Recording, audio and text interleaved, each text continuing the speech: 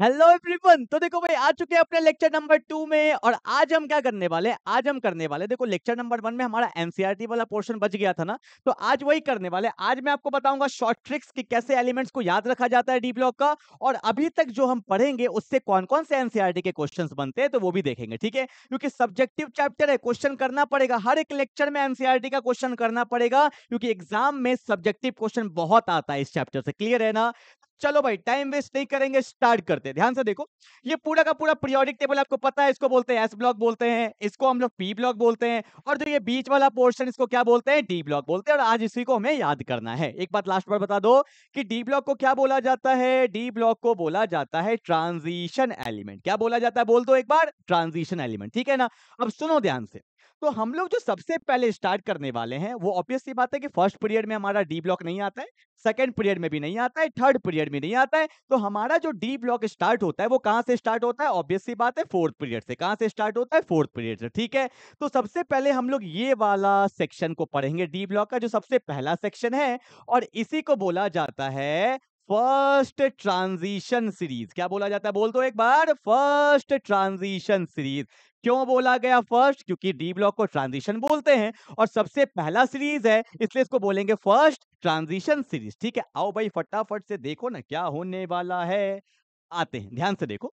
तो सबसे पहले मैंने लिख दिया फर्स्ट ट्रांजिशन सीरीज। ये स्टार्ट कहां से होता है, एससी का मतलब होता है स्कैंडियम, और ज़ेडन का मतलब होता है जिंक। अगर मैं आपको बताऊं, पूरे के पूरे चैप्टर में जो फर्स्ट ट्रांजिशन सीरीज है ना, यही सबसे ज्यादा काम आने वाला है, इसलिए इसको ध्यान से समझना और याद कर लेना। क्या कि स्कैंडियम का एटॉमिक नंबर होता है 21 और खत्म कहां पे होता है, 30 पे होता है, ठीक है। अब सुनो, पहले एलिमेंट में बोल देता हूं एक बार, याद अपने आप हो जाएगा। Scandium, titanium, vanadium, chromium, manganese, iron, cobalt, निकल, कॉपर एंड जिंक, ये एलिमेंट्स होते हैं फर्स्ट ट्रांजिशन सीरीज का। शॉर्ट ट्रिक देखो, पहले सुन लो।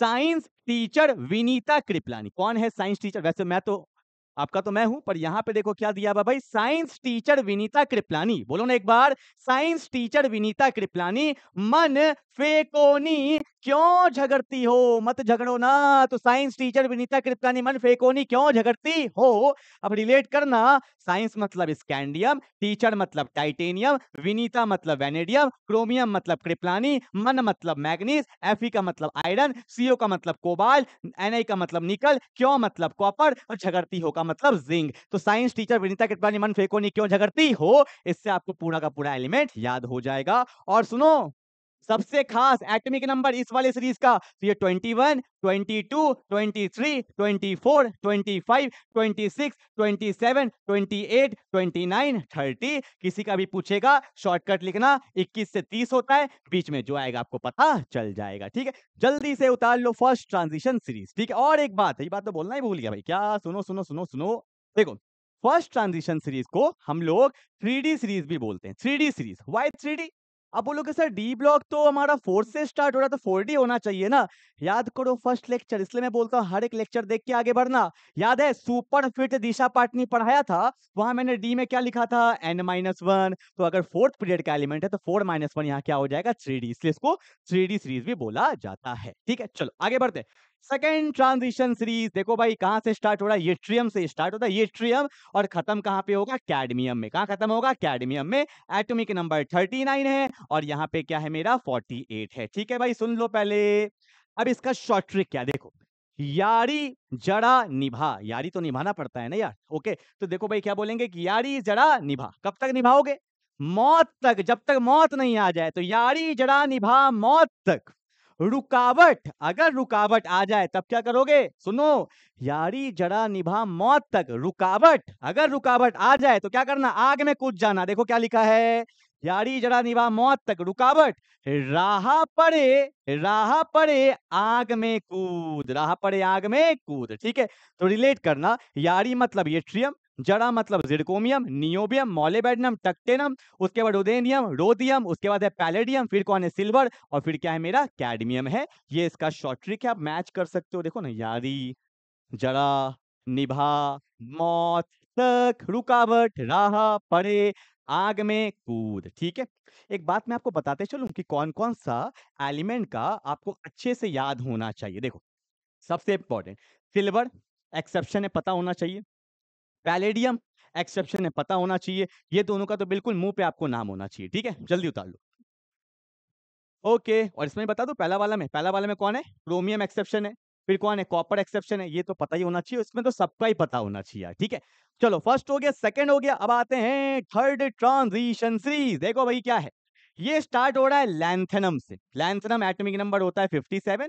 देखो आप बोलोगे सर 57 के बाद 72 कैसे आ गया, ये आपको पता चलेगा एफ ब्लॉक में, क्योंकि लैंथेनम के बाद जो एलिमेंट होते हैं उसको हम लोग लैंथेनाइट सीरीज में रखते हैं। क्यों, क्योंकि सारे एलिमेंट का प्रॉपर्टी लैंथेनम से मैच करता था। पीरियोडिक टेबल को खराब नहीं करने के चक्कर में हमने उसको पूरा अलग सीरीज बना दिया, जो आप पढ़ोगे एफ ब्लॉक में। ठीक है, तो लैंथेनम होता है 57, उसके बाद हैफनम से स्टार्ट होगा और कहाँ खत्म होता है, मरकरी पे खत्म होगा। ये मेरा थर्ड ट्रांजिशन सीरीज है। और इसका शॉर्ट ट्रिक सुन लो पहले, ला हफ्ता, क्या ला भाई, हफ्ता मांगते हैं ना, तो ला हफ्ता वरना रे, अरे देखो ना, ला हफ्ता वरना रे क्या होगा, उधर इधर पिटाई और होगी, अरे हो ही नहीं, होगी होगी। ठीक है, तो ला हफ्ता वरना रे उधर, इधर उधर नहीं, उधर इधर पिटाई और होगी। तो देखो, ला मतलब लैंथनम, हैफनम, टैंटलम, इस तरह से करते करते आप कहां तक जाओगे, मरकरी तक जाओगे। ठीक है, ये इसका शॉर्ट ट्रिक है, मैच कर लो, डब्ल्यू क्या है, टंगस्टन है, सब मैच करोगे आपको अपने आप दिख जाएगा, पीटी प्लैटिनम गोल्ड मरकरी। ठीक है, इसमें कौन कौन सा एक्सेप्शन इंपॉर्टेंट है, एक तो गोल्ड हो गया और एक क्या हो गया मेरा प्लैटिनम एक्सेप्शन है। ठीक है, चलो भाई क्लियर हो गया। तो फर्स्ट हो गया, सेकंड हो गया, थर्ड, हमें तीन ही पढ़ना होता है वैसे तो, सबसे इंपॉर्टेंट फर्स्ट है, सेकंड थर्ड भी देख लेते हैं, फोर्थ में जाने का कोई आपको नीड नहीं है। अब हम क्या करने वाले हैं, एनसीईआरटी के क्वेश्चन। और एक बात बता दूं क्या, जैसे उसको 3D बोले थे, इसको क्या बोलेंगे, 4D सीरीज बोलेंगे, और इसको हम लोग क्या बोलेंगे, 5D सीरीज बोलते हैं। ठीक है, ये सीरीज होता है। चलो now come to the question of NCERT. अब बेसिक बेसिक क्वेश्चन आएगा, जो भी क्वेश्चन आएगा मैं करवाऊंगा। सबसे पहला क्वेश्चन है, right the electronic configuration of Zn+2। पहले लेक्चर में हमने एटम का किया था, आयंस के भी करने वाले, ध्यान से देखो।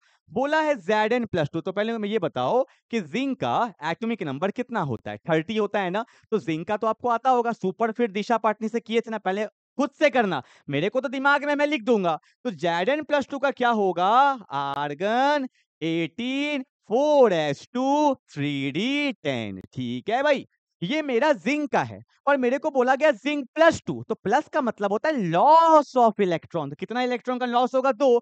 और इलेक्ट्रॉन हमेशा हायर ऑर्बिटल से निकलता है, आप 3 से मत निकाल रहे, नहीं सर इधर से निकलेगा ना, अबे नहीं, 3 से ऊपर कौन है, 4, तो 4 से कितना इलेक्ट्रॉन जाएगा, 2 इलेक्ट्रॉन चला गया, तो एस में यहाँ पे कोई भी इलेक्ट्रॉन नहीं है, तो यहाँ पे हम लोग क्या बोलेंगे, आर्गन 18, और यहाँ पे क्या हो जाएगा, 3d10। ये मेरा क्या है, फाइनल आंसर। समझ में आया।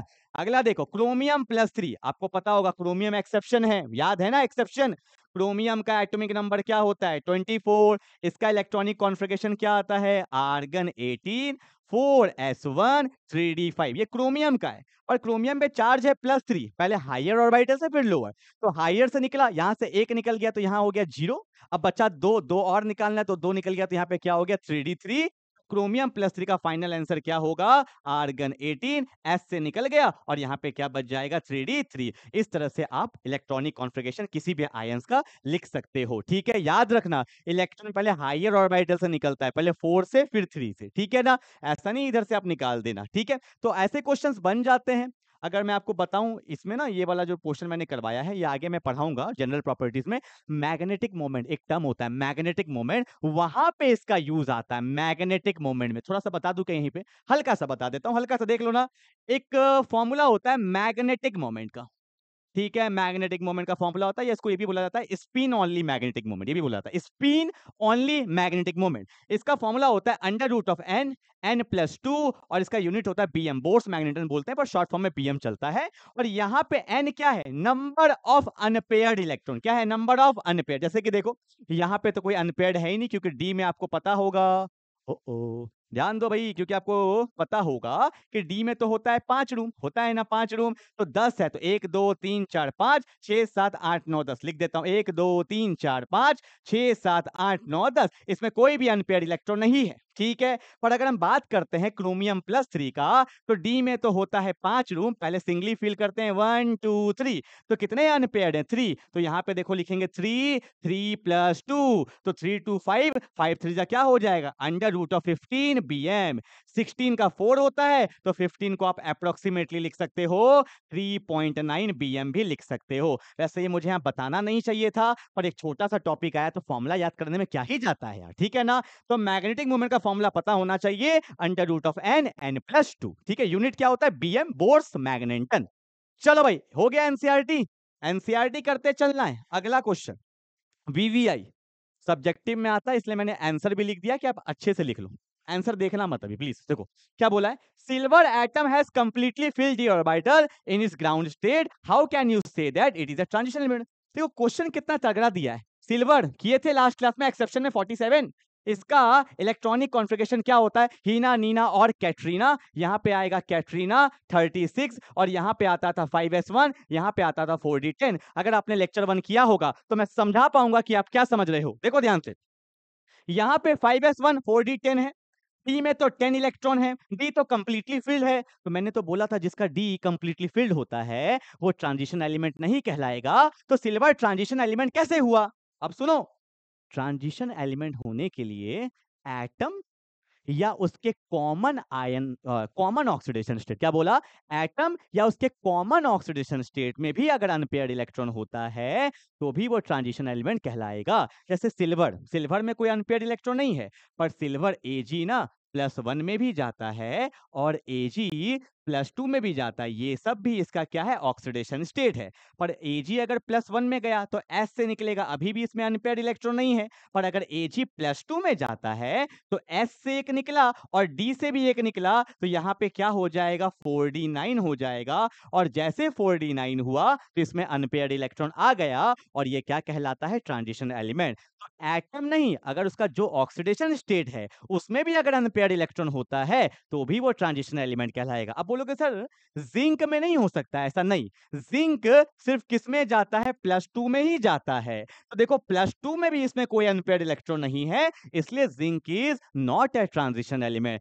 जिंक में तो नहीं था, Zn +2 में भी नहीं है, क्लियर है क्या। पर सिल्वर में +2 जब वो जाता है तो उसमें अनपेयर्ड इलेक्ट्रॉन आ गया, इसलिए ट्रांजिशन एलिमेंट कहलाता है। सुनो क्या लिखा है definition, silver can exhibit +2 oxidation state, है ना, +2 में तो जाएगा ही ना, where it has incompletely filled the orbital, hence we can say that it is a transition element. I hope आपको समझ में आ गया होगा कि अगर उसका कॉमन ऑक्सीडेशन स्टेट में भी अनपेयर्ड इलेक्ट्रॉन है तो उसको ट्रांजिशन एलिमेंट बोलेंगे।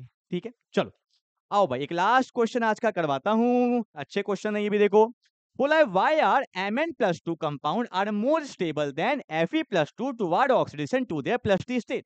ये क्वेश्चन को ना समझ में ही नहीं आता है, एक्चुअली इंग्लिश में लिखा हुआ है ना, तो कभी कभी समझ में नहीं आता है। तो क्या बोला है सुनना, मैं समझा देता हूं।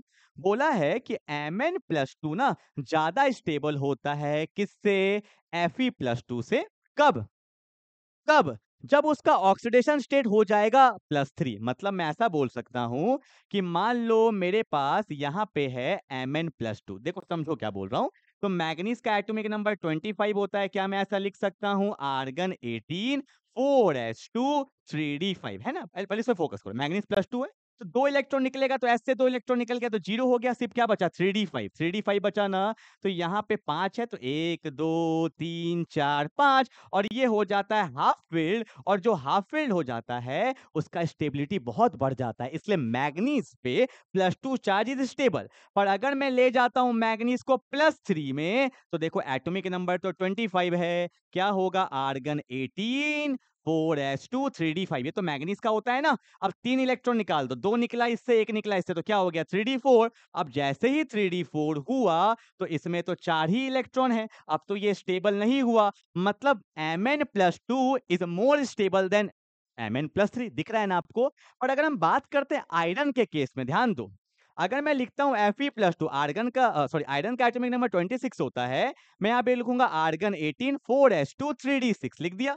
अगर मैं 2 इलेक्ट्रॉन निकाल देता हूं तो होता है 3d6। देखो डी में कितना रूम है, 5 रूम होता है, 1 2 3 4 5 और 1 6।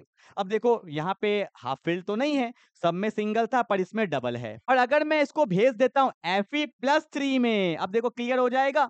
जैसे मैंने भेजा Fe+3 में, तो आर्गन 18 है, तो 2 तो इससे निकल गया था, एक और इससे निकलेगा तो हो जाएगा 3d5, और जैसे 3d5 हुआ तो आपको दिख जाएगा ये क्या है, हाफ फिल्ड है। अब स्टेबिलिटी आ गया, मतलब अगर मैं बोलूं Mn+2 Fe+2 में ज्यादा स्टेबल कौन है, Mn+2। वाई? क्योंकि Mn+2 में हाफ फिल्ड है, और आयरन के Fe+2 में हाफ फिल्ड नहीं है। पर अगर +3 का बात होता तो मैं बोलता Fe+3 is more stable then Mn+3। क्यों? क्योंकि आयरन के +3 में वो क्या हो जाता है, हाफ फिल्ड हो जाता है। तो वही क्वेश्चन बोला। अब समझो कि why are Mn+2 compound are more stable than Fe+2 towards their oxidation state +3। तो मैं बोलूंगा कि Mn+2 has half filled orbital, Mn+2 has half filled orbital, and वो चीज यहाँ पे Fe+2 में प्रेजेंट नहीं है, that's why it is more stable as comparison to Fe+2। ठीक है, आई होप आपको समझ में आ गया होगा, इसको आप बना के भी अच्छे से